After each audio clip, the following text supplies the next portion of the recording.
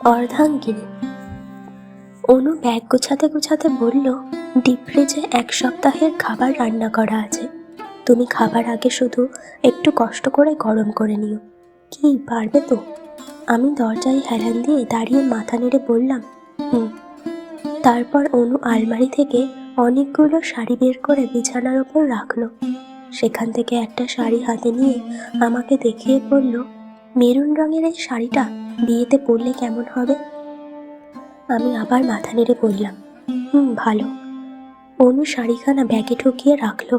আমি সেদিকে তাকিয়ে আছি।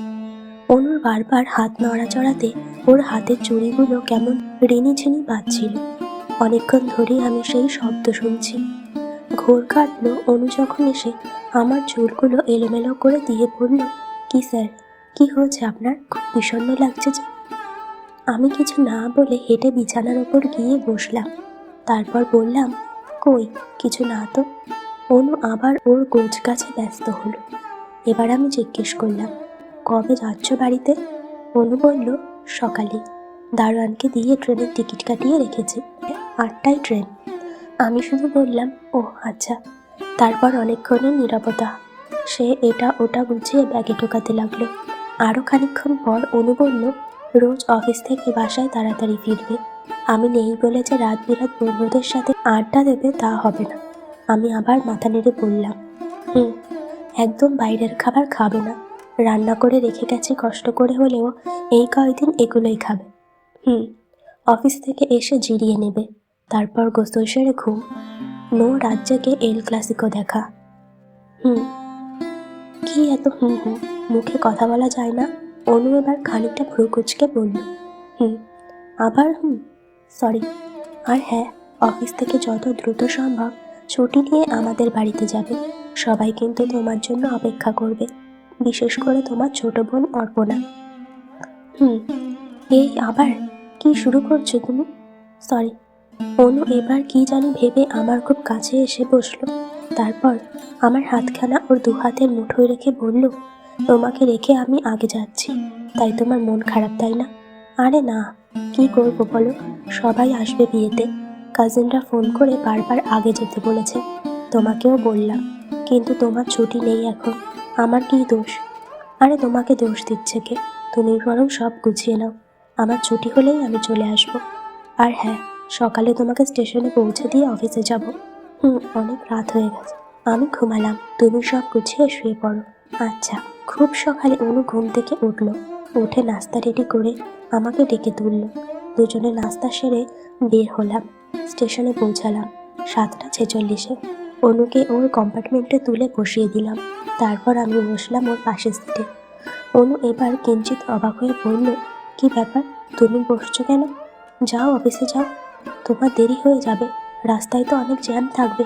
আমি বললাম, একদিন দেরি হলে কিছু হবে না, কিন্তু ট্রেন তো এখনই ছেড়ে দেবে। দিক না, আমি নেমে যাব। ততক্ষণে ট্রেনের হুইসেল বেজে উঠল। আমি আরামসে অনুর পাশের সিটে হেলান দিয়ে বসলাম। ট্রেন একটু একটু করে ছেড়ে যাচ্ছে, আর অনু আমার দিকে তীক্ষ্ণ দৃষ্টিতে তাকাচ্ছে, কিন্তু কিছু বলছে না। তারপর হঠাৎ, এই তোমার মতলব কি বলো তো? ট্রেন ছেড়ে যাচ্ছে, অথচ তুমি নামছো না যে? সত্যিই ছেড়ে দিয়েছে নাকি? হ্যাঁ, তাহলে আর কি সামনের স্টেশনে নেমে যাব? এত ঢং কই থেকে শিখছো? ঢঙের কি দেখলে? এটা আবার কি? তোমার ট্রেনের টিকিট, আমারটা এই যে ব্যাগে, কিন্তু এইটা, সেটা আমি কি করে বলবো?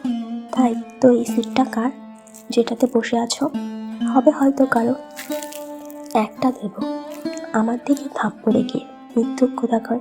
বলে তার ছুটি নাই, অথচ আমার সিটের সাথে নাম্বার মিলিয়ে টিকিট কেটে রেখেছে। কিভাবে করছো?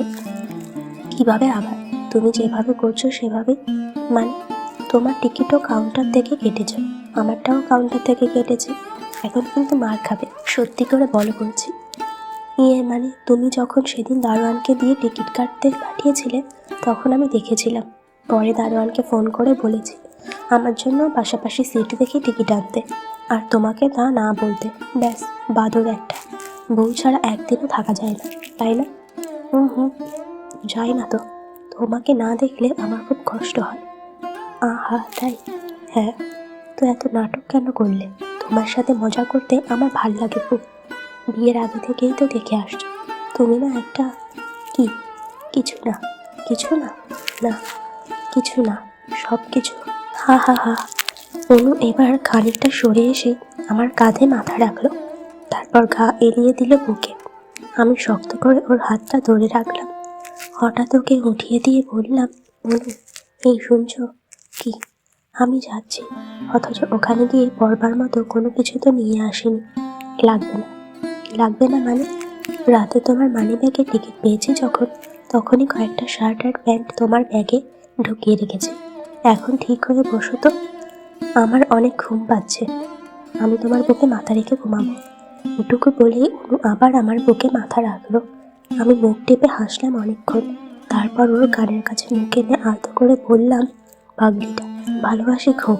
সে শুনতে পেল নাকি জানি না, কিন্তু মেয়েটা নড়ে চড়ে আমাকে আরেকটু শক্ত করে জড়িয়ে ধরল। আমি ট্রেনের জানালা দিয়ে বাইরে তাকালাম। তখন কেন জানি নিজেকে নিজে একটা কথা বারবার বলতে ইচ্ছে করছিল, অরণ্য সাহেব, আপনি বড্ড বেশি লাকি। কেননা আপনি ভাগ্যগুণে অনুর মতো এত ভালো একটা মেয়েকে জীবনসঙ্গী হিসেবে পেয়েছেন।